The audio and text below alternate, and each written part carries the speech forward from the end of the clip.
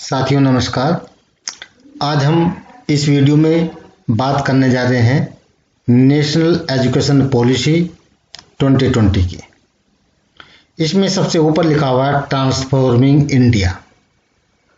ये मैंने लिया है कि इस संबंध में जो महासभा की बैठक न्यूयॉर्क में सितंबर माह 2015 में हुई थी, उसमें 15 साल के लिए 17 लक्ष्य तैयार किए गए थे, जो इन 193 देशों ने जिन्होंने भाग लिया था उनकी थीम थी transforming our world, the 2030 agenda for sustainable development. ये थीम थी उस शिखर सम्मेलन में, और जिसको आधार बना करके हमने अपनी न्यू एजुकेशन पॉलिसी 2020 बनाई है। इसमें उस बात का भी ध्यान रखा है ग्लोबल लेवल पे कि उस शिखर सम्मेलन में हमें किन गोल्स का पीछा करने के लिए काम करना है, और साथ साथ इस बात का भी ध्यान रखा गया है कि हमारे भारत की जो संस्कृति है और परंपराएं हैं उनको साथ साथ प्रमोट भी किया जाए। यानी कि दोहरे उद्देश्यों को लेकर के ये शिक्षा नीति बनाई गई है, लोकल टू ग्लोबल और ग्लोबल टू लोकल। इसमें हमने बात करने जा रहे हैं इसमें 8वें अध्याय की, standard setting and accreditation for school education. Hindi में इसका नाम है स्कूली शिक्षा के लिए मानक निर्धारण और प्रत्यायन। प्रत्यायन को हम मान्यता भी कहते हैं। ये कुछ जटिल शब्द है, इसलिए मान्यता कह सकते हैं।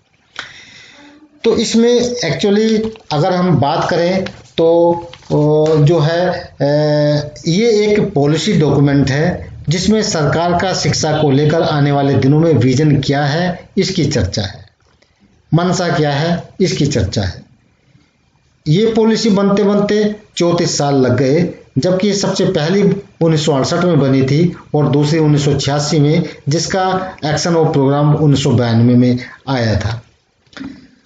एक्चुअली शिक्षा संविधान में जो संवर्धित सूची का विषय है, इस वजह से राज्य सरकार और केंद्र सरकार दोनों का इस पर अधिकार होता है, और राज्य सरकार इसको पूरी तरह से माने ये जरूरी नहीं है। जहाँ के टकराव होता है तो दोनों पक्ष आम सहमति से इसको सुलझा सकते हैं। सबसे बड़ा मुख्य बदलाव है 10+2 को 5+3+3+4 सिस्टम से रिप्लेस किया गया है। इसमें पहले 5 का मतलब है फाउंडेशनल स्टेज, और दूसरे 3 का मतलब है, पहले 5 का मतलब है फाउंडेशनल स्टेज जिसमें 3 साल ईसीसी के हैं और क्लास 1 और क्लास 2 है। दूसरा जो 3 है वो है प्रिपरेटरी स्टेज जिसमें कक्षा 4 और 5 और 3, 4 और 5 है। तीसरी स्टेज है मिडिल स्टेज जो कक्षा 6, 7 और 8 है, और चौथी स्टेज है सेकेंडरी स्टेज जो कक्षा 9, 10, 11, 12 है। इसमें इसका जो मकसद है वास्तव में एजुकेशन पॉलिसी का, वो हर जगह हम देखते हैं कि दोहरे उद्देश्य को हासिल करके बनाया गया है। जैसे समावेशी शिक्षा को भी उतना ही महत्व दिया गया है, और उत्कृष्टता जो ग्लोबल लेवल पर है, जो हम ये कह रहे हैं कि हमारा भारतीय नागरिक जो है एक ग्लोबल सिटीजन के रूप में अपना रिकॉग्निशन बनाए, तो उस बात का भी इसमें ध्यान रखा गया है। इस तरह से जो एजुकेशन सिस्टम है उसको पुनर्जीवित करने का और पुनर्गठित करने का काम इस नीति के द्वारा किया जा रहा है। लेकिन जो सबसे बड़ा उद्देश्य है इस नीति का, वो ये है कि इस नीति के द्वारा समता मूलक और जीवंत शिक्षित समाज को स्थापित करना। ऐसी सोच ये वाली शिक्षा नीति जो है वो करती है। तो ये बहुत मजबूत जो है डॉक्यूमेंट नजर आता है, और इसके 4 पिलर भी तैयार कर दिए गए: एक्सेस, इक्विटी, क्वालिटी, अकाउंटेबिलिटी।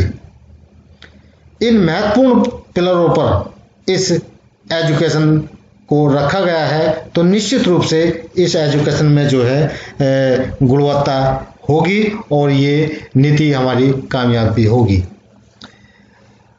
आगे हम यदि बात करें तो जो लक्ष्य है, जो छोटे छोटे लक्ष्य हैं, इन छोटे छोटे लक्ष्य जो अभी मैंने लक्ष्य की बात करी है कि जीवन समाज बनाने की, नॉलेजेबल वाइब्रेंट सोसाइटी बनाने की, उस लक्ष्य को पाने के लिए इस नीति में जो छोटे छोटे लक्ष्य बनाए गए हैं वो है शैक्षिक परिणामों को लगातार सुधार करना।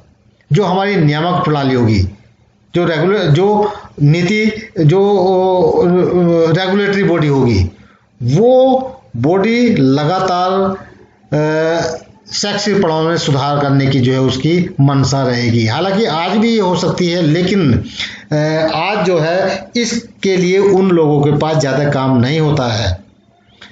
वो कहते हैं मैंने एक अधिकारी के मुंह से सुना था कि उन्होंने कहा था कि शिक्षा के लिए तो हमारे पास समय ही नहीं है। तो हम ये कहना चाहते हैं कि जो सर्वोपरि उद्देश्य है, सभी चाहे प्रशासनिक संवर्ग हो, उनका सर्वोपरि जो उद्देश्य है वो यही होना चाहिए कि शैक्षिक परिणामों में लगातार सुधार करना, और दूसरे स्कूल और शिक्षकों को विश्वास के साथ सशक्त बनाना। आज होता है प्रैक्टिकली जो है कि स्कूल और शिक्षक जो है वो हतोत्साहित हो जाते हैं उनकी एक्टिविटीज से। जाने अनजाने में भले एक्टिविटीज होती है, लेकिन उनके जो स्कूल और शिक्षा में शिक्षकों की जो एक्टिविटीज होती है, उन एक्टिविटीज को प्रमोट करने के लिए उनकी एक्टिविटीज होनी चाहिए, बल्कि होता प्रैक्टिकली जो है वो विपरीत है।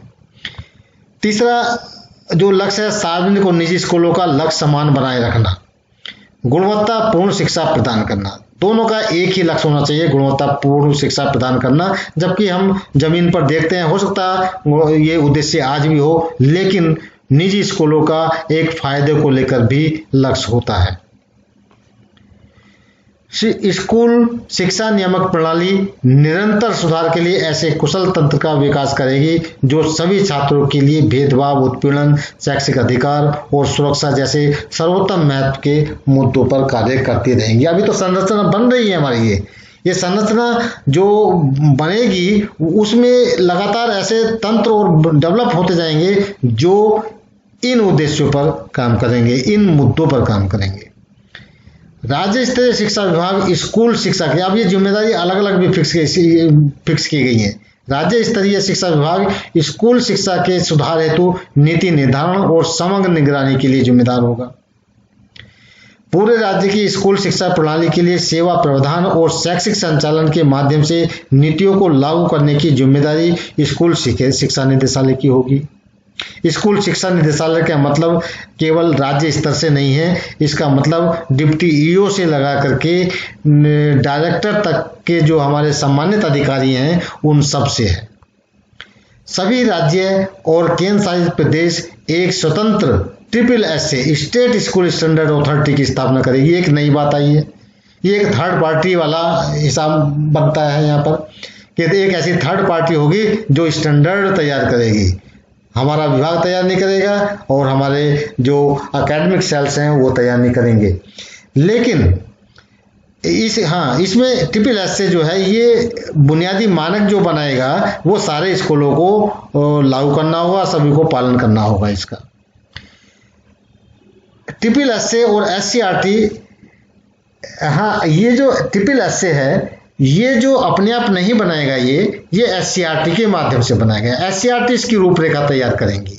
Safety, security, basic infrastructure, number of teacher, subjects, class, financial matter, governance process आदि के जो नॉर्म्स होंगे, उन नॉर्म्स की जो रूपरेखा है वो SCRT तैयार करेगी शिक्षक और स्टेक होल्डर और स्कूल के परामर्श से।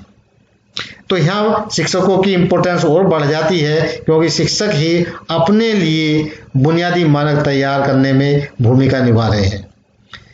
SSS के द्वारा ही किसी के शिकायत का निस्तारण किया जाएगा। ये थर्ड पार्टी वाला मामला है, थर्ड पार्टी ही शिकायतों का निस्तारण ठीक से कर पाती है, इसलिए ये शिकायत का निस्तारण अभी भी सेल बने हुए थे शिकायत के ब्लॉक RT के तहत, ब्लॉक स्तर से लेकर के राज्य स्तर तक, लेकिन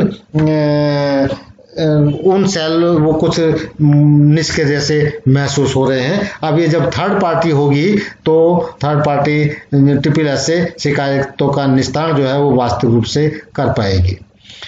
सार्वजनिक निगरानी और जवाबदेही के लिए बेसिक रेगुलेटरी सूचनाओं को सार्वजनिक रूप से डिस्प्ले किया जाएगा। प्रत्येक स्कूल में ये डिस्प्ले किया जाएगा कि जो भी रूल्स रेगुलेशन हैं वो क्या हैं और उनके लिए वो जो कार्य जो फंक्शन है उनके लिए कौन जिम्मेदार है, कौन जवाबदेही देगा।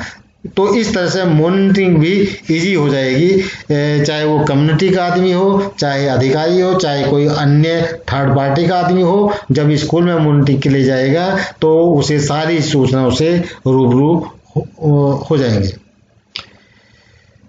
एससीईआरटी के द्वारा स्कूल क्वालिटी असेसमेंट और एक्रीडिटेशन फ्रेमवर्क शिक्षकों के परामर्श से तैयार किया जाएगा। यहाँ भी शिक्षकों की इम्पोर्टेंस है कि हमारा जो असेसमेंट है, एक्रेडिटेशन है, जो फ्रेमवर्क बनेगा आगे को जाकर के, जो अभी 22-23 में बनने की बात हो रही है, तो वो शिक्षकों के परामर्श से ही बनेगा।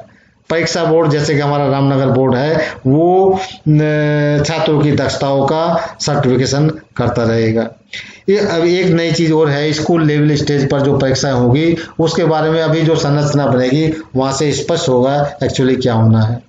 स्कूलों पर संस्थानों, शिक्षकों, अधिकारियों को सशक्त बनाने और संसाधन से परिपूर्ण बनाने वाली स्कूली संरचना व्यवस्था जवाबदेही को सुनिश्चित करेगी। मूल्यांकन प्रणाली खुद को एक उद्देश्यपूर्ण और विकास उन्मुख प्रक्रिया के रूप में विकसित करेगी। मूल्यांकन प्रक्रिया के कई स्रोत होंगे। मूल्यांकन को केवल प्राप्तांकों से ही नहीं जोड़ा जाएगा, बल्कि मूल्यांकन से प्राप्तांकों को प्रभावित करने वाले जो मल्टी इंटरवेनिंग वेरिएबल्स हैं उनका भी पता चलेगा। बच्चे का मूल्यांकन का केवल एक ही स्रोत नहीं होगा, बच्चे के मूल्यांकन के तमाम स्रोत हो सकते हैं और वो स्रोत जो है ये बताएंगे कि जो इंटरवेंशन मिल रहा है उसके जो वेरिएबल्स हैं कौन से उनके लिए इफेक्टिव हो रहे हैं।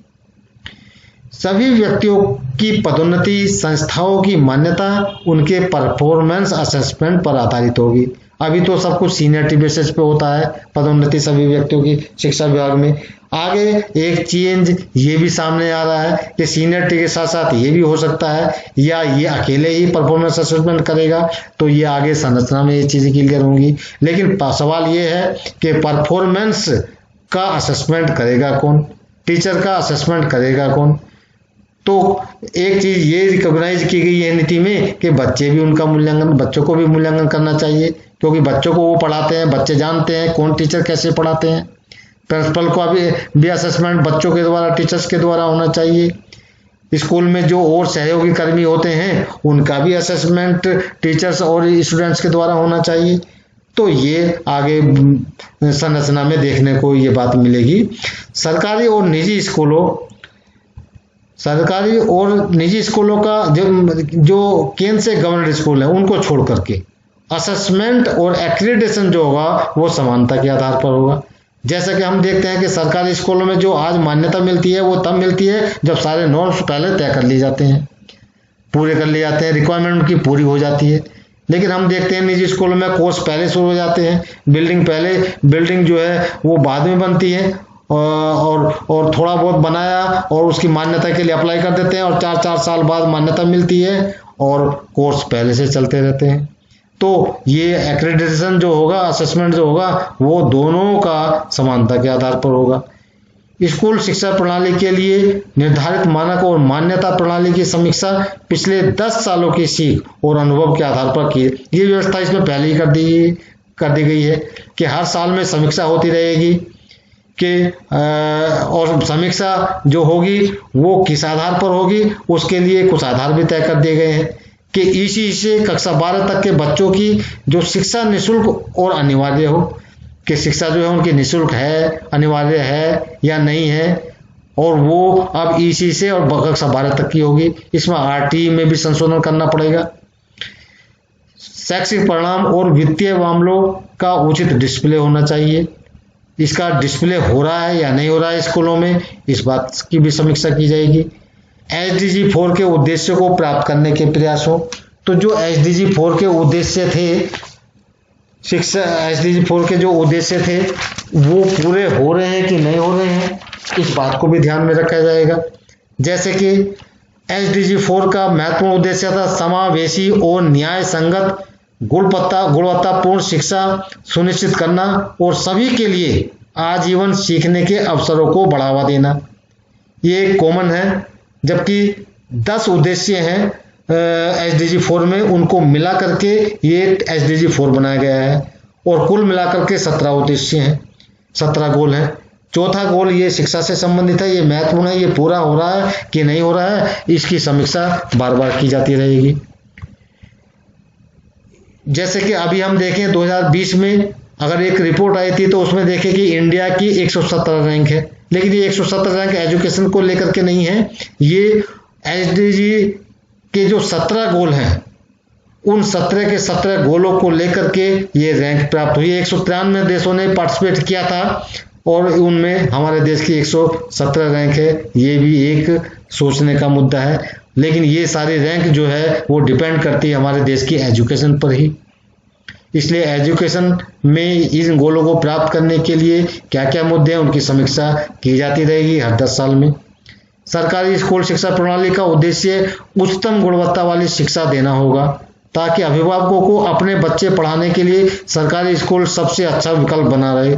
हमेशा हमें ऐसे काम करते रहना पड़ेगा कि अभिभावक के सामने सबसे पहला ऑप्शन सरकारी स्कूल हो, उसकी निगाहों में सरकारी स्कूल हो, वह अपने बच्चे को भेजे तो सरकारी स्कूल में भेजे।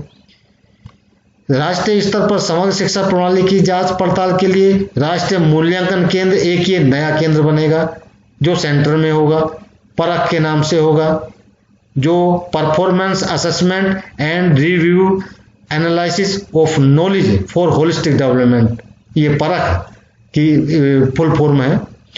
तो इसकी स्थापना की जाएगी और इसकी स्थापना जो है वो अभी उसकी स्थापना में यदि टाइम लगता है तो उसके काम अभी NCERT ही करेगा। अभी NCERT NAS कराता था, अब जो मूल्यांकन का काम है वो राष्ट्रीय मूल्यांकन केंद्र परख कराएगा NCERT की मदद से। राज्यों में भी जो SAS होगा, ये एक नई चीज आ गई, स्टेट असेसमेंट सर्वे। स्टेट असेसमेंट सर्वे जो होगा वो सेंसस बेस होगा, जनगणना आधारित होगी और उससे जो प्राप्त डेटा होगा उसका प्रयोग जो है वो ऐसे ऐसे प्राप्त आउटकम जो होगा उसका उपयोग विकास के लिए किया जाएगा। हमारे स्कूल जो है वो बाल भवन में रूपांतरित हों, इस बात के लिए राज्यों को, जिलों को जो है वो मोटिवेट किया जाएगा और इन बाल भवन में ये डे टाइम बोर्डिंग स्कूल की तरह से काम करेंगे। वहाँ पर आर्ट रिलेटेड, कैरियर रिलेटेड और प्ले रिलेटेड एक्टिविटीज होंगी, जैसे कि राष्ट्रीय बाल भवन में है कोटला रोड नई दिल्ली में। स्कूल सामाजिक चेतना केंद्र बन जाएंगे, इसके लिए भी प्रमोट किया जाएगा राज्य सरकारों को और जिलों को, सबको केंद्र सरकार की तरफ से। तो वैसे तो हमारे स्कूल जो है वो सामाजिक चेतना के केंद्र होते ही हैं, लेकिन इनको एक फॉर्मल वे में विकसित किया जाएगा, जिसमें स्कूल पीरियड के पहले और बाद में कम्युनिटी के लोग भी आकर के वहाँ पर से अधिगम का काम कर सकते हैं और जो इंफ्रास्ट्रक्चर है वहाँ पर, चाहे वो आर्ट रिलेटेड हो या कैरियर रिलेटेड हो या एक्टिविटी रिलेटेड हो, उन सबका उपयोग जो है वो अन्य लोग भी कर पाएंगे।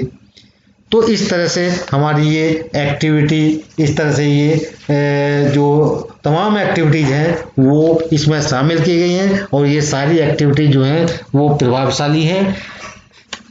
हम आशा करते हैं कि जैसे कि कभी हमारे देश में तक्षशिला और नालंदा, जैसे कि राष्ट्रपति जी ने भी कही है बात कि भारत की शिक्षा के जो महान केंद्र रहे हैं तक्षशिला और नालंदा, उस समय जो गौरव भारत को हासिल था वो गौरव हम वर्ल्ड लेवल पर पुनः प्राप्त कर सकें। इस शिक्षा नीति का ये उद्देश्य होना चाहिए, ये उद्देश्य भी रखा भी गया है। और कृष्ण अर्जुन संवाद का जिक्र करते हैं यदि हम, तो हम देखते हैं कि कृष्ण ने जिस तरह से अर्जुन के सारे नकारात्मक भावों को सकारात्मक भावों में बदल दिया था और वो न्याय संगत और कर्तव्य संगत सोच में आकर के अपने कर्म के प्रति अड़े हो गए थे, इसी तरह से हमारे सारे देशवासी और हमारे सारे बच्चे, युवा मिलकर के इस शिक्षा नीति से परिपूर्ण हो, समझें और इस नीति के अनुसार उसे क्रियान्वयन करने में सहयोग करें। और हम समझते हैं कि ये नीति कामयाब होगी। इसका क्रियान्वयन अगर वास्तव में बढ़िया हो जाता है तो हमारा देश फिर से विश्व गुरु और आत्मनिर्भर बनेगा। ऐसी आशा के साथ मैं आप सभी को धन्यवाद देता हूँ। आपने मुझको सुना, बहुत बहुत धन्यवाद।